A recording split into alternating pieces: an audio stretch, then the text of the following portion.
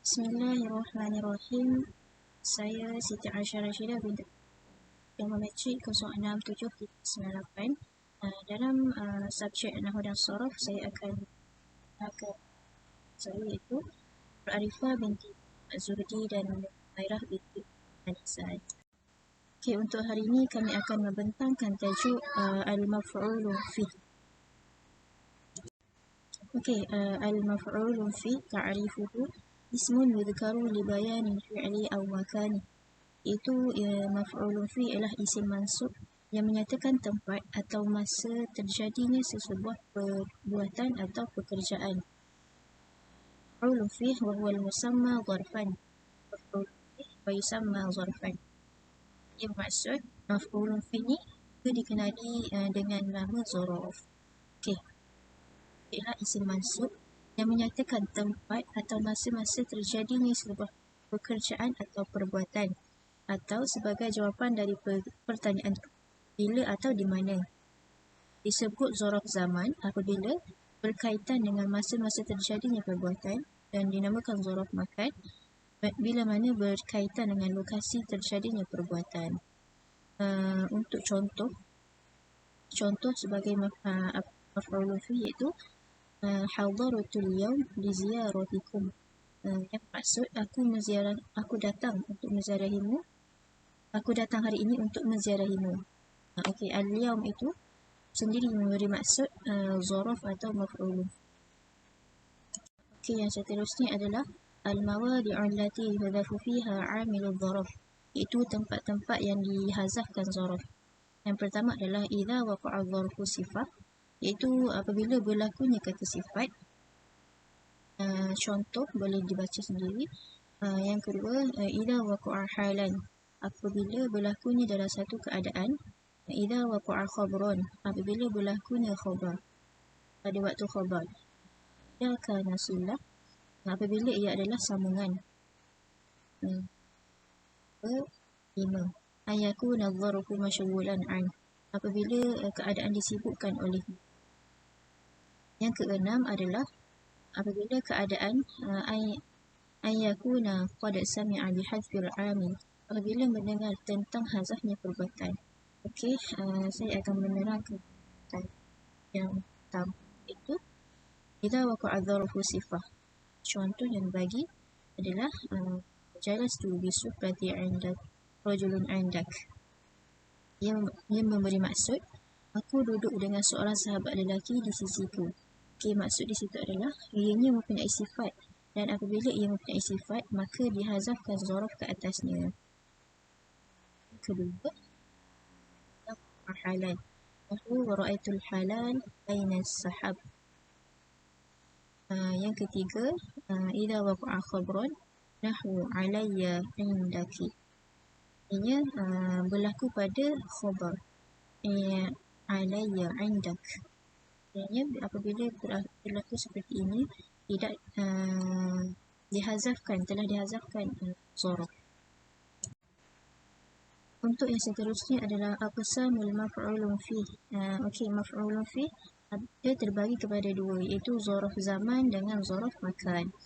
Okey, untuk zarf zaman yadullu ala waqtin waqa'a fihi al-hadath, apa yang menunjukkan waktu berlakunya sesuatu perbuatan.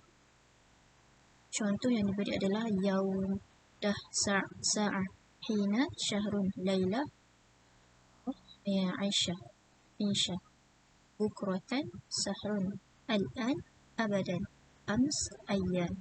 Nahwu, contoh dibagi adalah safartu lailan, bermusafir pada waktu malam. Malam itu adalah namakan zarf zaman. Okey, seterusnya adalah zarf makan. Zarf makan adalah ma yadullu ala makanin waqa'a fihi al-hadath. Itu apa yang menunjukkan tempat berlakunya sesuatu perbuatan. Iaitu contoh yang dibagi adalah antara contoh-contoh ini, berlakunya contoh-contoh ini ia dinamakan zarf makan. Iaitu fawqa, tahta, baina, amama, khalfa, yamin, shimal, ain, barsakh, haul, haitsu.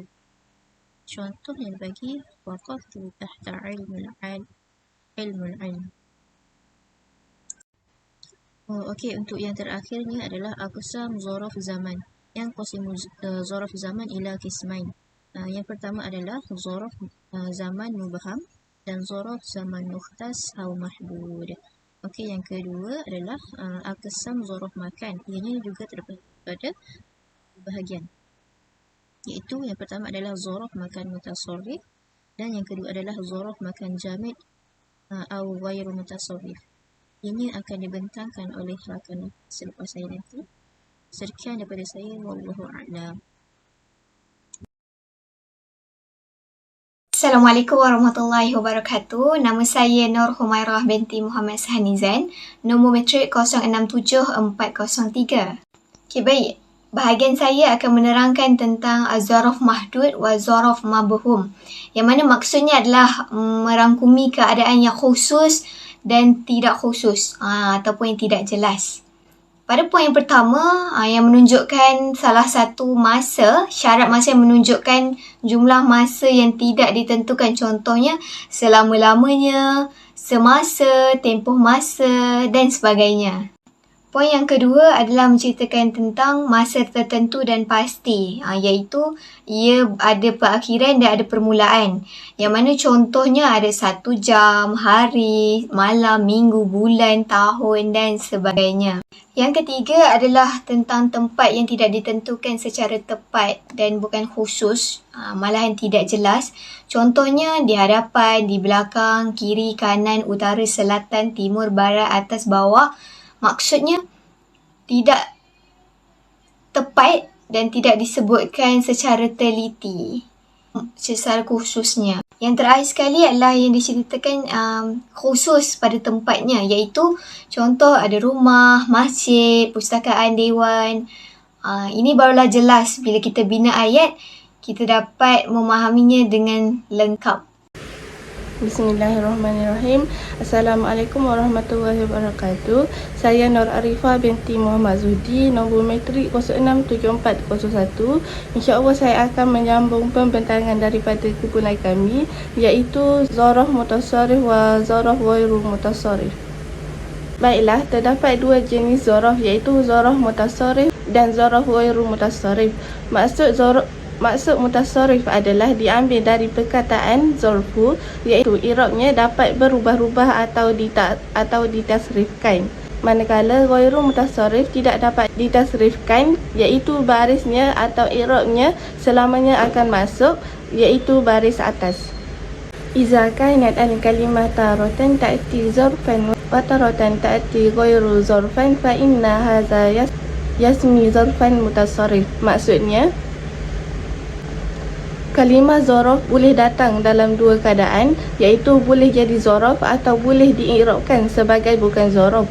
Bukan zaraf adalah iaitu kita tidak akan dapat kata dia bukan isim zaman atau bukan isim makan.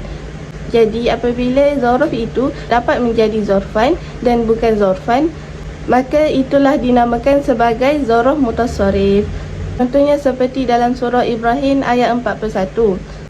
Slide yang seterusnya adalah bermaksud, tetapi sekiranya kita tidak i'rab zaraf itu sebagai nasab, maka kita akan i'rab dia selain daripada masuk, dan itulah dinamakan zaraf mutasarrif kerana i'rabnya dapat berubah-ubah. Contoh syair adalah yatu la al-yawm la al-qaqa fihi wa aman al-taki fihi qasiri. Jadi kita dapat lihat al-yam itu kita tidak akan i'rab dia sebagai zarfu kerana tempat dia yang bukan pada di tapi pada fa'il. Wa min misal zaraf makan al-mutasarrif. Contoh zaraf makan al-mutasarrif adalah ad'uwahu an yunfiku wa ila al-amami daimam. Jadi al-imam ni kalau tak ada ilah, kita akan i'rab dia sebagai mansub. Tetapi disebabkan sebelum al-amam tu ada wa ila, maka kita tidak boleh i'rab al-amam tu sebagai mansub. Jadi dia berubah i'rab tu kepada ismu majrur ila wa alamatu jarihi al-kasrah. Baiklah, yang seterusnya adalah zaraf ghairu mutasarrif. Zaraf ghairu mutasarrif adalah zaraf yang dalam keadaan macam mana sekalipun perlulah dalam keadaan mansub tidak boleh menjadi majrur atau marfu'. Contohnya, pemisalan kalimah indah. Contoh kalimah indah, indah sidratil muntaha. Indah adalah zorof dan disebabkan ia adalah zorof wairu mutasarrif, ia perlulah sentiasa baris atas iaitu mansub. Fahaza zorof wairu mutasarrif li'annahu la ya'ti ila mansub ala zarif au majrur. Maka zorof ini tidak boleh ditasrifkan kerana jika hendak i'rab sekalipun perlulah i'rab sebagai mansub ala zarfi atau majrur. Wa kalimah fawqa zorof lazim, dan kalimah fawqa dipanggil zarfu lazim, tetapi ada juga situasi di mana terkeluar juga daripada zorof. Sekian saja daripada kumpulan kami, terima kasih.